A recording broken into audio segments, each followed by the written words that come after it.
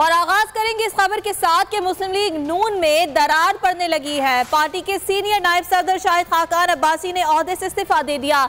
जराए का यह बताना है कि शाहिद खाकान अब्बासी ने इस्तीफा मरियम नवाज के चीफ ऑर्गेनाइजर बनने पर दिया।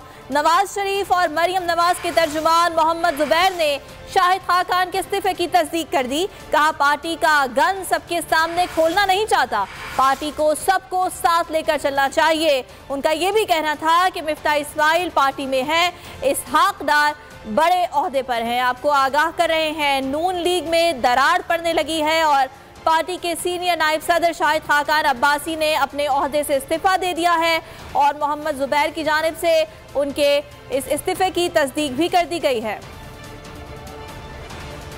शाहिद खाकान अब्बासी ने सीनियर वाइस प्रेसिडेंट के ओहदे से इस्तीफा दिया। वो पार्टी के वर्कर हैं और बड़े सीनियर रहनुमा हैं। मेरा नहीं ख्याल है उनको सीनियर वाइस प्रेसिडेंट छोड़ के कोई फर्क पड़ता है। उनकी अभी आपको अहम खबर दें, फवाद चौधरी की जमानत मंजूर हो गई है। फवाद चौधरी जो कि पुलिस की कस्टडी में थे, उनकी जमानत मंजूर कर ली गई है। कई बार फवाद चौधरी को अदालत में पेश किया गया। 14 रोजा जुडिशियल रिमांड पर इस वक्त फवाद चौधरी थे।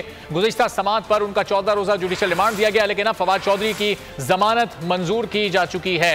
मजीद जानेंगे बोल न्यूज के नुमाइंदे एहतिशाम अली अब्बासी से। एहतिशाम, फवाद चौधरी की जमानत मंजूर हो गई, रिहा कब होंगे? बिल्कुल, इस वक्त बड़ी खबर आपको दे रहे हैं। फवाद चौधरी की जमानत बाद गिरफ्तारी की जो दरख्वास्त है अदालत ने मंजूर कर ली है। इस वक्त जो है अदालत के अंदर जो पाकिस्तान तहरीक इंसाफ के जो वकला की टीम मौजूद है और जज साहब के सामने डॉक्टर बाबर अमान ने अपने दलाइल दिए और उसके साथ जो वकील है उन्होंने अपने दलाइल दिए हैं। इसके बाद जज साहब ने दोनों तरफ से दलाइल सुनते हुए फवाद चौधरी जो कि इस वक्त जेल में जुडिशियल रिमांड पर मौजूद है मंजूर कर लिए। जी तो एहतिशाम में बताएं, जब ये समाज चल रही थी फवाद चौधरी अदालत में मौजूद नहीं थे, वो इस वक्त जेल में मौजूद थे? हाँ जी बिल्कुल, फवाद चौधरी इस वक्त जुडिशियल रिमांड पर अडियाला जेल में मौजूद हैं और आज उनकी जो जमानत बाद गिरफ्तारी की दरख्वास्त है उस पर दोनों तरफ से दलाइल दिए गए। बड़ी देर तक ये दलाइल जारी रहे, लंबे दलाइल दिए कि बाबर अमान ने अदालत को बताया कि एक लफ्ज मुंशी कहने पर फवाद चौधरी के खिलाफ गद्दारी का मुकदमा दर्ज हुआ और ये उसके बाद फवाद चौधरी को अरेस्ट किया गया, जिस्मानी रिमांड पर भेजा गया, फिर उनको दोबारा से ला के फिर जिस्मानी रिमांड पर भेजा गया और अब वो जो है फवाद चौधरी अडियाला जेल में मौजूद हैं। आज जो है अदालत ने दोनों तरफ से दलाइल सुनते हुए ये बड़ा फैसला इस वक्त किया है। अदालत ने फवाद चौधरी की जमानत बाद गिरफ्तारी की दरख्वास्त मंजूर करते हुए फवाद चौधरी की रिहाई का हुक्म दे दिया। जी, ये लीगल प्रोसेस कितना लंबा होगा? रिहाई का रोपकार कब तक जारी किया जाएगा? जो इस वक्त कानूनी तकाजे हैं वो कब तक पूरे हो जाएंगे? जी बिल्कुल, इस वक्त जो अदालत ने मुचलके का ऑर्डर किया है, फवाद चौधरी की जो लीगल टीम है वो मुचलके जमा करवाएंगे। उसके बाद अदालत से एक रोपकार जारी होगी और ये रोपकार जो वकला की टीम है और जो इनके जो अदालती अलकार है वो लेकर अडियाला जेल जाएंगे और फिर वहाँ पर जो अडियाला में जो टीम है उसको दी जाएगी और उसके बाद फवाद चौधरी को वहाँ से रिहा कर दिया जाएगा।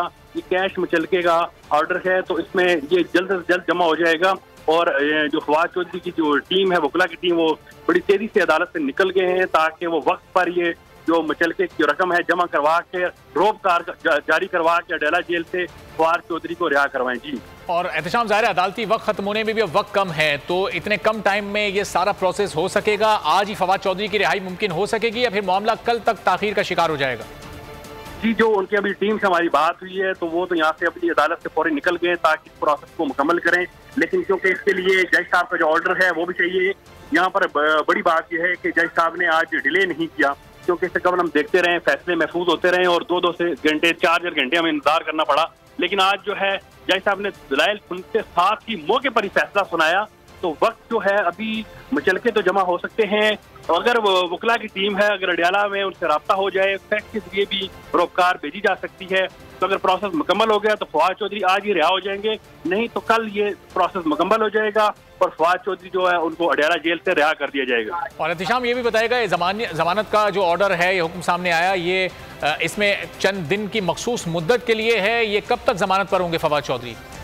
ये जी बिल्कुल, जमानत बाद जो गिरफ्तारी होती है इसमें अब जो है केस का जो ट्रायल शुरू हो जाएगा और ट्रायल में जो मुल्जिम होता है केस का उसको पेश होना लाजमी होता है, लेकिन ये जमानत है अब इस जमानत पे जो है ये ट्रायल के साथ अब जुड़ गई है। अब जो ट्रायल चल रहा है उसमें अगर आगे जाकर फवाद चौधरी इसमें कसूरवार साबित होते हैं तो फिर आगे फर्दर इनकी जो जमानत का इशू बन सकता है। अभी तक जो है जो जमानत इनको मिली है इसमें कुछ दिन या कोई ऐसे टाइम मखसूस टाइम नहीं होता कि जो मुल्जिम होता है उसको वक्त मिलता है कि वो अदालत में प्रूव करे क्या जो उस पर इल्जाम लगे हैं वो गलत हैं, वो उनको गलत साबित करे, या अदालत में उसके ऊपर ये इल्जाम सही साबित होते हैं तो इसमें केस में सजा होती है, तब जाके ये जमानत खत्म होती है। इसमें कोई वक्त मुकर्रर नहीं होता। आपको मैं इस वक्त बताता चलूं कि कचहरी के अंदर और बाहर पाकिस्तान तहरीक इंसाफ के रहनुमा और वकला और जितने भी कारकुनान हैं बड़ी तादाद में जमा हैं। उनकी अहलिया जो है उन्होंने यहाँ पर जज्बातियों के नारे लगाए और उनके जो भाई हैं फैसल चौधरी, बाबर अवान और सारे इस वक्त कचहरी के अंदर मौजूद हैं और उनकी ये कोशिश है कि जल्द अज जल्द उनकी जो है बेल का जो प्रोसेस है रोबकार का जारी करवाई जाए और उनको अदालत से रिहा करवाया जाए। जी ठीक है, हमारे साथी रहेगा एहतिशाम हिबा चौधरी साहिबा इस वक्त हमारे साथ मौजूद है। बहुत शुक्रिया हिबा साहिबा, बोल न्यूज़ के लिए आपने वक्त निकाला। बहुत बहुत मुबारक हो आपको फवाद चौधरी साहब की जमानत बिलाखिर मंजूर हो गई है। अब इस केस का बाकायदा ट्रायल चलेगा, क्या कहेंगी आप, किन तासुरात का इजहार करेंगे?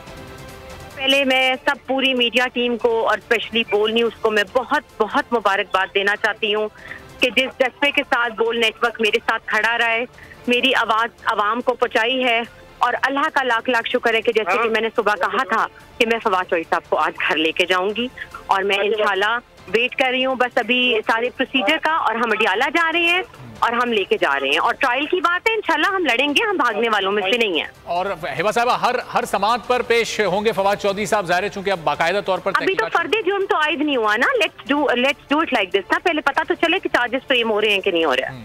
और ये जो इनकी जमानत हुई है ये कितनी मुद्दत तक हुई है, कुछ तफसीलात आप तक पहुंची हैं हिबा साहब? नहीं, bail has been granted, bail has been granted ना, तो ये जमानत अप्रूव हुई है, अब इनका ट्रायल चलेगा। ये आपको लीगल टीम बताएगी ना सारा, जहां तक मुझे पता है। लेकिन इस वक्त आज ही मुकम्मल हो जाएगा, मचल के अदालत में आप लोग जमा करवा रहे हैं। इस वक्त मुझे लगता है कि हमें शुक्रगुजार अल्लाह का होना चाहिए कि वो खैर आफियत से बाहर आ रहे हैं 9 दिन के बाद। ये ट्रायल की बातें हम एक आध दिन के बाद भी कर सकते हैं। पाकिस्तान जिंदाबाद। Thank you. चलें, बहुत बहुत शुक्रिया हिबा चौधरी साहिबा। गुफ्तगू ने कहा कि इस वक्त बाबर अवान और फैसल चौधरी इस वक्त मीडिया से गुफ्तगू कर रहे हैं। मैं अपोजिशन से जो आवाज़ें फवाद साहब के लिए उठी हैं मैं उनका बहुत मशकूर, जिस तरह से एक बगावत का मुकदमा एक स्पीच देने पर लगाया गया, ये एक सियासी इंतकाम की बदतरीन मिसाल थी।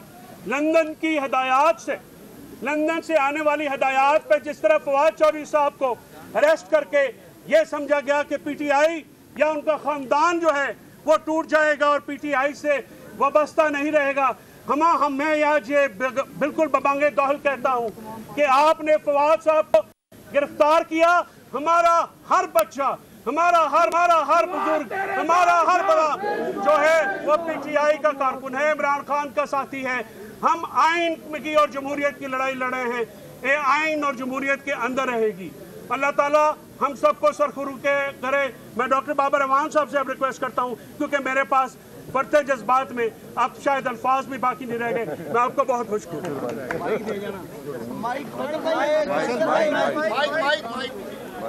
दूसरा भी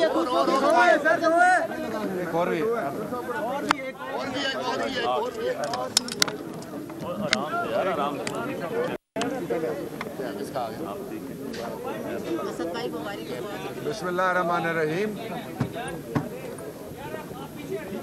पाकिस्तान में बैठ जाए, नीचे छोड़ दे बैठ जाए। पाकिस्तान में पहली दफ़ा जिस तरह से मैंने आइन की बेतौकीरी देखी, इंसानी हकूक़ की बेतौकीरी देखी, पार्लियामेंट की बेतौकीरी देखी और पुलिस वालों के हाथों सिर्फ शहरियों की नहीं अदालतों की भी बेतौकीरी देखी, उस पे पूरा पाकिस्तान इमरान खान के इस मौक़िफ़ की सच्चाई के पीछे खड़ा हो गया है कि पाकिस्तान में रूल ऑफ लॉ के बगैर पाकिस्तान आगे नहीं बढ़ सकेगा। मैं सबसे पहले अपनी जो लीगल टीम है मेरी, उसमें अली बुखारी और फैसल और दूसरे जो दोस्त हैं उनका शुक्रिया अदा करता हूं, और इस्लामाबाद चैप्टर पीटीआई का अनवान और दूसरे जो लोग, हमारे सेनेटर डॉक्टर वसीम साहब और जितने भी दूसरे सेनेटर्स तशरीफ़ लाए हैं वो, और ख़ास तौर पे मुझे एक बड़ी मशहूर कॉल मुझे आती है, वो जहाँ मेरे साथ खड़े हैं, वो कहते हैं कि कोई अच्छी खबर आज सुना दें। तो फवाद के लिए उन्होंने इतनी दफ़ा मुझे कॉल किया साहब ने कि कोई अच्छी खबर सुना दें। वो उनका जो अपने हैसियत सेक्रेटरी जनरल अपने पीटीआई के साथ और वर्कर्स के साथ कमिटमेंट है, वो उसका सबूत था। मैं सिर्फ 3 बातें शॉर्टली करना चाहता हूँ।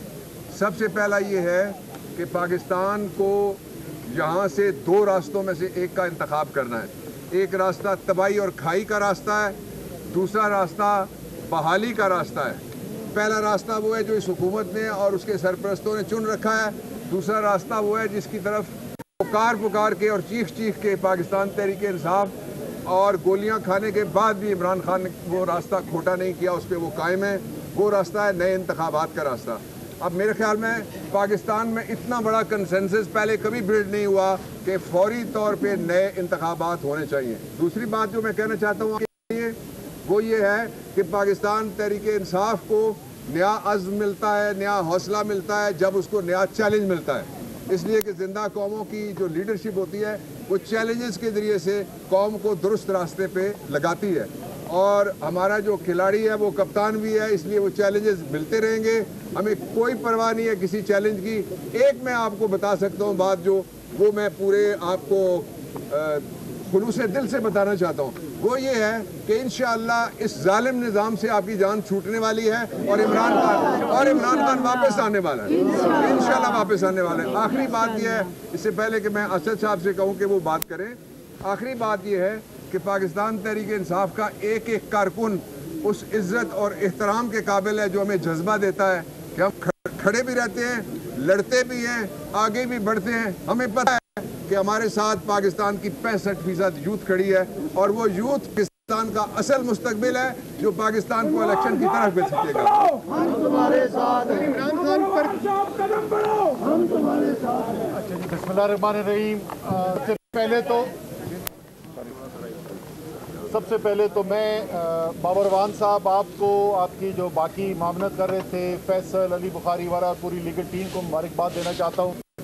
बड़ी आपने दलील के साथ मुकदमा लड़ा, लेकिन साथ में ये भी कहूँगा कि आपका रास्ता इस हद तक आसान ज़रूर था क्योंकि आप सच्चाई की पैरवी कर रहे थे। फवाद चौधरी के ऊपर जो मुकदमा कायम हुआ है, वो मुकदमा सिर्फ इस बात का है कि वो सच क्यों बोलता है, और सच भी ऐसे बोलता है कि इन इम्पोर्टेड की ठीक ठाक मंजी ठोक के बोलता है।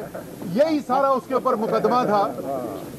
लेकिन इनके लिए बुरी खबर ये है कि आप अगर समझ रहे थे कि आप फवाद चौधरी की आवाज़ बंद करा दोगे, इंशाअल्लाह ताला फवाद चौधरी बाहर आ रहा है और आपके साथ जो वो पहले करता था वो उससे बुरा करने वाला है। उसकी आवाज़ उससे भी गूंजदार होने वाली है।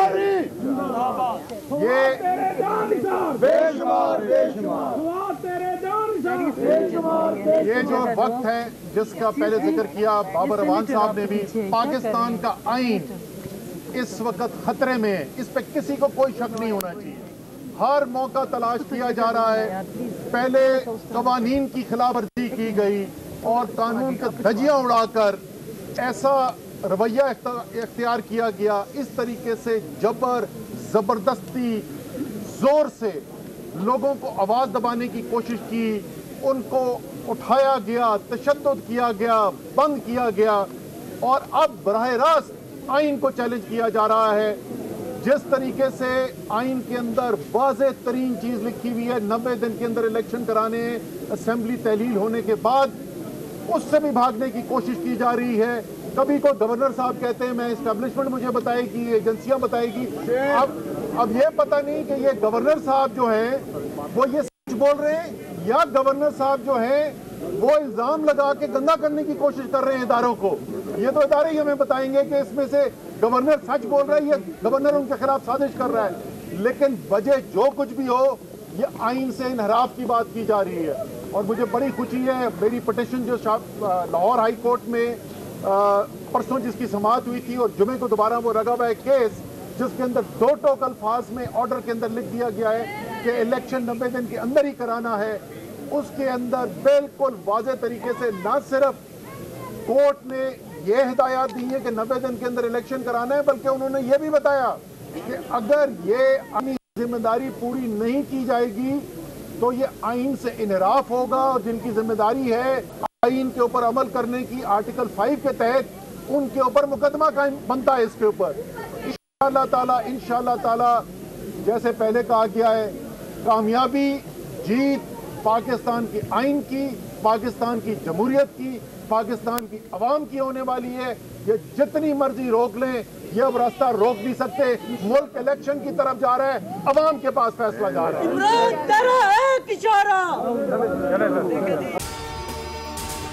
अगर आपको ये वीडियो पसंद आई है तो लाइक पर क्लिक करें। खूने नाहक बहुत पी चुकी ये जमीन, अब कोई दिन में ये खून उगलने को है। खत्म हो जाएगी ये तमाशागरी, वक्त पलटेगा रोजे जजा की तरह। ये जो पेशावर में ताजा लहू है बहा, एक क़यामत करेगा फलक पर बपा। गम की सलमनाक घड़ी में बोल सानह पेशावर में शहीद होने वालों के लवाहिकीन के साथ है।